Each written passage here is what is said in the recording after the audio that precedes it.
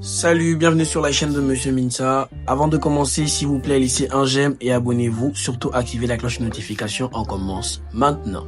Salut à tous, j'espère que vous vous portez bien. Donc aujourd'hui, on va faire un cours portant sur le développement de la méthodologie en histoire-géographie. Suivez attentivement ce que nous allons faire parce que cela va vous permettre de traiter convenablement vos développements. Donc, avant de commencer, il est important de laisser un j'aime sur la vidéo, de vous abonner si vous êtes nouveau. On y va maintenant. On nous dit, le développement, il peut se faire en 2 ou 3 parties selon le sujet donné. Mais dans ces 2 ou 3 parties, on doit retrouver ces éléments, une phrase chapeau, premier argument, deuxième argument, un troisième si nécessaire et une transition. La première partie, on dit clairement il s'agira de mettre ici la phrase chapeau. La phrase chapeau, on dit, c'est aussi votre introduction partielle. Elle a pour but d'annoncer ce dont vous allez parler dans la première partie.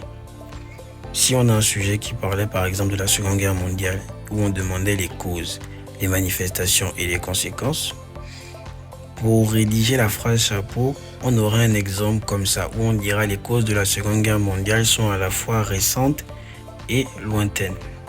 Donc, vous comprenez ici que la phrase chapeau nous permet d'annoncer les arguments qui seront développés. On reprend, les causes de la Seconde Guerre mondiale sont à la fois récentes et lointaines.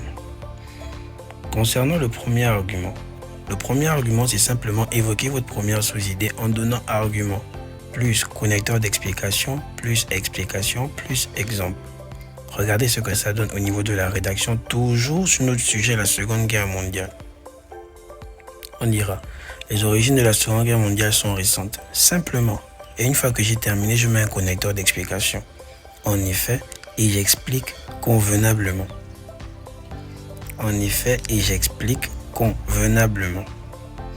Le deuxième argument, on nous dit, c'est simplement évoquer votre deuxième sous-idée en donnant connecteur d'addition, plus argument, plus connecteur d'explication, plus explication, plus exemple. Voici ce que ça donne au niveau du style de rédaction. De plus, elle a aussi engendré des causes lointaines. Cela s'explique par. Donc vous voyez qu'ici, il est toujours important de rappeler d'abord de quel argument je m'apprête à expliquer avant de l'expliquer concrètement. Donc je dis d'abord ce dont il est question, après j'explique maintenant.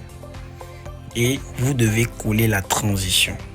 Donc la transition, c'est le résumé de ce qui a été dit et l'annonce de la prochaine idée.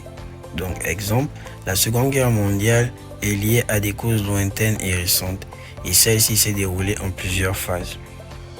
Tout ça doit se faire en 4 paragraphes, ça veut dire je reviens à la ligne 4 fois. Nous allons prendre ce même sujet-là et nous allons passer à la rédaction intégrale de ce sujet. Et vous allez concrètement voir à quoi ça ressemble. Donc restez et je vous laisse 5 secondes pour vous abonner. Donc, vous vous souvenez du schéma de rédaction qu'on vient de montrer. Là, on va essayer de concrétiser ça pour que la compréhension puisse mieux se faire. C'est-à-dire, on aura le corrigé d'un sujet, la Seconde Guerre mondiale, mais précisément de la première partie du développement. Voilà, parce que si vous comprenez le procédé de la première partie, ce sera la même chose pour la deuxième partie. Sauf que vous savez qu'au niveau de la deuxième partie, vous ne mettez pas de transition parce qu'on n'annonce pas une conclusion. Concrètement, qu'est-ce que ça donne? Donc, nous avons toujours les étapes que nous devons ressortir. Ici, nous avons une phrase chapeau. Nous avons le premier argument, nous avons le deuxième argument, après nous avons la transition.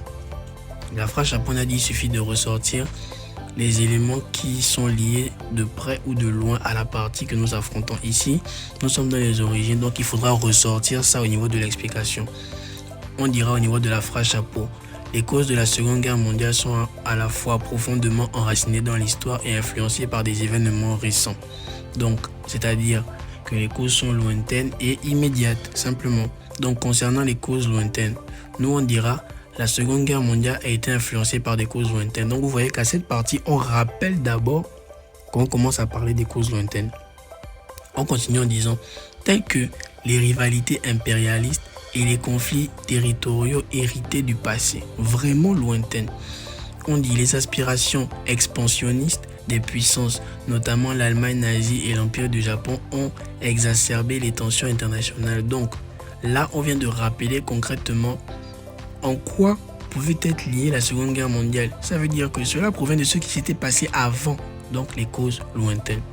Deuxième argument, vous mettez un connecteur, comme on a dit, un connecteur logique d'addition. De plus, les tensions issues des traités injustes de la Première Guerre mondiale ont constitué une bombe à retardement.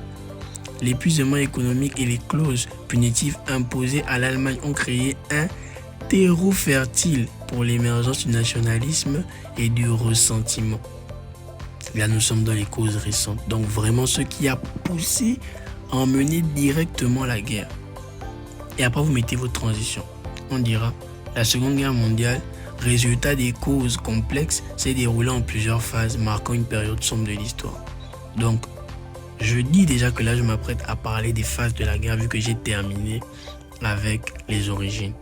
Donc, vous pouvez revoir la vidéo. S'il y a des questions, posez des questions, nous allons prendre le temps de répondre. Gardez le même procédé, phrase chapeau. Premier argument, deuxième argument, transition. Ça, c'est pour la première partie. Toujours, mettez impérativement ce plan-là. La disposition reste la même.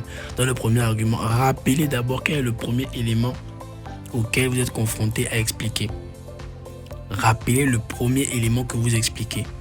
Rappelez toujours le premier élément que vous expliquez. Après ça, dès que vous terminez d'expliquer, vous avez vu qu'on n'a pas mis d'exemple, non. Vous pouvez laisser la rédaction comme ça. Vous mettez le deuxième argument, mais vous le faites rentrer avec un connecteur d'addition, donc de plus.